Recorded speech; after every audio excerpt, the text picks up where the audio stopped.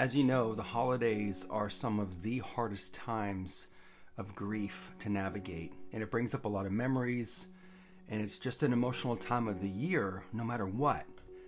And it's when we typically slow down from our busy lives anyway, which gives way for the grief to surface even more. So let's walk together, and I'll share a few ways to navigate the holidays, especially if you're struggling to get through them.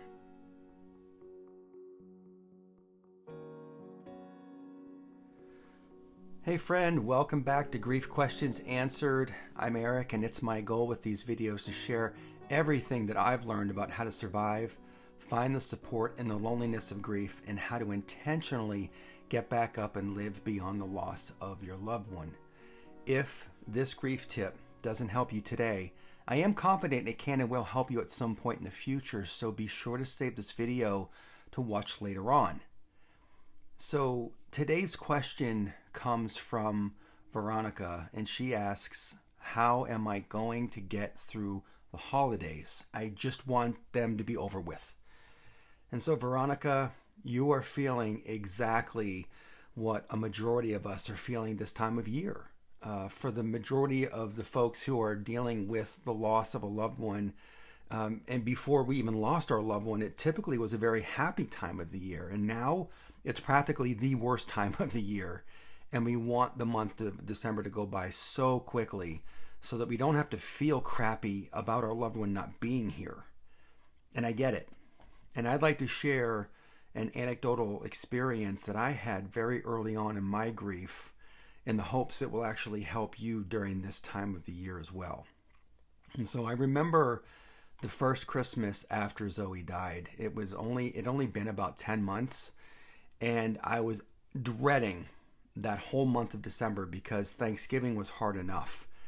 And I remember before Zoe died, I usually sent out all of my decorations, and Zoe and her older sister Arminda, they both helped me to decorate the house, and especially the tree. And in fact, the months before she died, we did just that.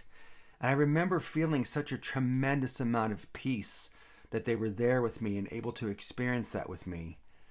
And then exactly 1 month after Christmas, Zoe died. And so when the holidays came around later in 2014, I didn't want to do anything. I didn't want to set anything up. I didn't want to go to any parties. I didn't want to see anybody. I just wanted December to go by as fast as possible. And I'm sure that's how a lot of you are feeling right now as well. Now, the week before Christmas that year, I was alone at my house and was sitting on my couch, and I was watching the movie A Christmas Carol. And it had always been a favorite of mine, but there's this one scene towards the end of the movie where Scrooge is with the ghost of Christmas Yet to Come. And he's being shown Bob Cratchit mourning the loss of his son, Tiny Tim. And it was actually in this moment when Scrooge felt the power within him to change his heart towards Christmas, and as he put it, to keep it in his heart all year long. And I lost it because I felt what the character of Bob Cratchit was feeling when I was thinking about Zoe. And by the way, a child, spouse, a relative, or a friend, it doesn't matter. We all feel that powerlessness in our loss, especially during this time of the year. And so, but in that moment of redemption by Scrooge, it created a breakthrough moment for me too. I immediately remembered and started thinking about that Zoe loved Christmas. And here I was sitting in my living room with no decorations or anything to do with Christmas because I felt like it wasn't going to be worth it. And I just didn't have the energy, if that makes sense. And so I knew Zoe would want me to be happy and to carry on the best that I could. And so I resolved myself to at least put up the tree that year, and that was going to have to be enough. And so without wasting another minute, I wiped off my tears and I rushed upstairs and I grabbed my 4-foot fake tree, the lights, and the ornaments, all from my attic, and that was it. And as I was starting to set up the tree and I got the lights plugged in, what happened next blew me away. You see, inside of the box of ornaments was the best gift that I could have received that year, despite my loss. And I had forgotten that almost all of the ornaments for our tree had come from Zoe and her sister, who made them over the years. And I immediately felt like Zoe was there with me and that it was going to be okay, at least for the next couple of weeks. And while I had that small breakthrough the week before Christmas, I did have a very hard time right before Christmas and the day of, because I was invited over to a friend's house and I reluctantly said yes. And so, knowing that it was going to be hard, I gave myself permission to actually plan for the day because I didn't want to feel stuck. And when I was invited, I told my friend that I would go over to their house for a little bit, but that I may leave a little bit early depending on how I was doing. And they were okay with that because they knew that I was struggling. And so, as you can imagine, when I woke up on Christmas morning, it was hard. And I did cry. All I did was I simply took the day hour by hour and sometimes minute by minute. And I found my way through, like you will.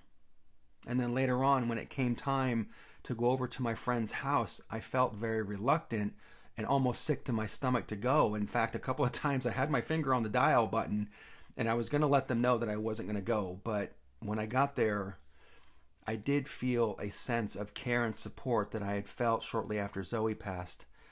And truth be told, I did leave a little bit earlier than most, but it was okay. And nobody said anything to me, and it wasn't for them to say anything. And so for you, Veronica, I get it. You may not want to do anything or see anyone, and you may just want the holidays to go right by as fast as possible so we don't have to feel what we're feeling right now. And so my guidance for you is to create a plan for yourself on that day. Because sometimes the lead up to the actual day of Christmas is harder than the day itself. It's like the holidays and the anniversaries the rest of the year. And it's okay to do what you can do on that day.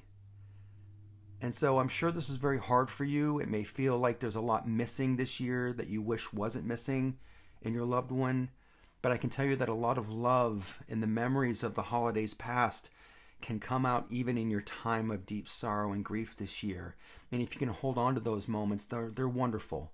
So I'm sending you and everyone a huge heartfelt hug and wishes for the coming holidays to be as good as they possibly can for you.